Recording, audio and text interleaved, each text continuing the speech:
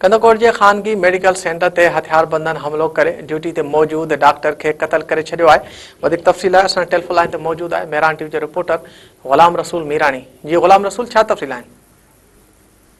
जी बिल्कुल, ही Kandhkot A section थाने जी हद खानगी मेडिकल सेंटर है, साद मेडिकल सेंटर, जिते हथियारबंदन मेडिकल सेंटर ते हमलो करे फायरिंग करे ॾिनी। फायरिंग के नतीजे में ड्यूटी ते मौजूद डॉक्टर हुयो अब्दुल जब्बार मामदानी, वो सख्त जख्मी थी पियो, जंहिंखे अस्पताल में ही इलाज कयो पियो हुयो त उहो उते ही दम धणी हवाले कयो ऐं उते फौत थी वियो। हिन वक़्तु उहे हथियारबंद जेके आहिनि उहो फायरिंग कंदे आसानी सां जेके आहिनि उहे फरार थी विया आहिनि। जॾहिं हिन वक़्तु पुलिस ऐं इलाइक़े जा माण्हू जेके आहिनि वॾी तादाद में मेडिकल सेंटर ते जेको आहे उते पहुता आहिनि ऐं हिन वक़्तु जो लाश आहे उहो कंदकोट जी सिविल अस्पताल जेको आहे उहो मुंतकिल कयो पियो वञे।